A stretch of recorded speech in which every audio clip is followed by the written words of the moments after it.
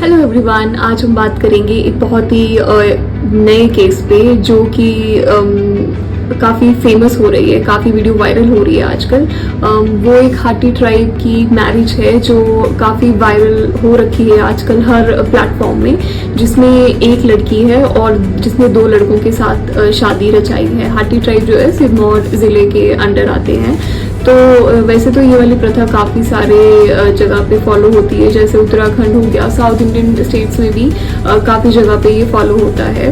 तो हाटी ट्राइब को ये ज़रूरत क्यों पड़ी कि एक ही घर में जो है एक ही लड़की को हम ब्याह के लाएंगे, और जो है इसमें जो मेल होंगे मल्टीपल होंगे। अभी तो जैसे ये जो केस है इसमें 2 भाई हैं, पर अगर भाई जो है 7-8 भी होंगे तब भी जो है उनको एक ही लड़की के साथ शादी करने की कल्चर है। तो ये कोई नया केस नहीं है, काफ़ी सारे सालों से हर साल जो है ये केसेस आते हैं, क्योंकि ये उनका एक कल्चरल है। ये कोई ऐसे इनएप्रोप्रिएट चीज़ नहीं है उन लोगों के लिए। बट आज मतलब ये जो वीडियो बनाने का मेरा मन किया वो ये चीज़ थी, मतलब अपने थॉट्स आप लोगों के सामने ये डालने थे मुझे, क्योंकि जैसे ये वाला अगर केस हम लेंगे तो इसमें एक भाई जो है वो एक गवर्नमेंट टीचर है और जो दूसरा भाई है वो अब्रॉड में जॉब करता है। तो ऑब्वियसली जो सोर्स ऑफ इनकम है वो दोनों ही जो ब्रदर्स है उनकी अपनी अपनी इंडिविजुअली है। तो पहले के टाइम भी ये होता था कि जो लैंड होता था अपना जो गांव में उसका ताकि वो बंटवारा ना हो पाए, इसलिए जो है एक ही बहू को लेके आते थे, चाहे वो 4 भाई हो, 5 भाई हो, चाहे 6-7 जितने भी हो।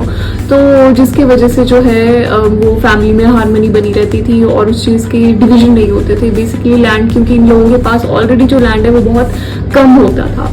पर आजकल अगर सोचें तो इस चीज़ की रेलेवेंसी कितनी है, क्योंकि ऑलरेडी जो ब्रदर्स हैं दोनों दे आर वेल अर्निंग। वैसे तो उनकी अपनी सोच है, उनकी अपना कल्चरल एक आइडिया है इस चीज़ को फॉलो करने का।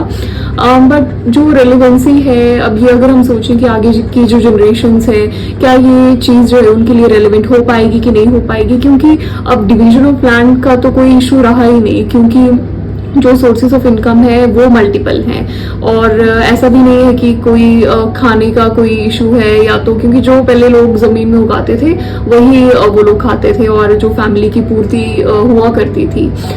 बट अब जैसे टाइम इवॉल्व हुआ है, जॉब्स जो है इवॉल्व हुई हैं, लोग जो हैं फॉरेन भी माइग्रेट होने लगे हैं, वहाँ पे भी मल्टीपल सोर्सेज ऑफ इनकम है।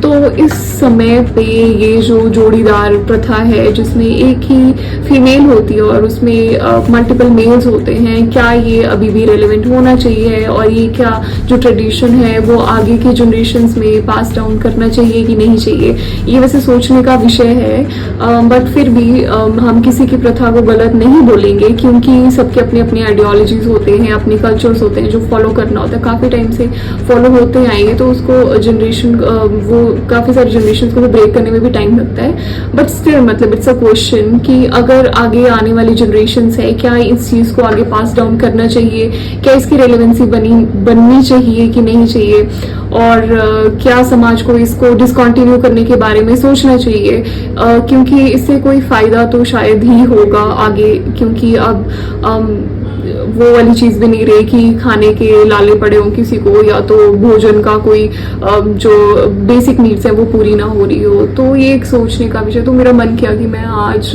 आके एक बारी जो मेरी कम्युनिटी है यूट्यूब में उनके साथ एक बारी आके डिस्कस करूं। तो just I just wanted to post it. मैं अपने जो थॉट्स थे मैं वो एक बार पोस्ट करना चाहती थी, मैं डिस्कस करना चाहती आप लोगों के साथ। So thank you.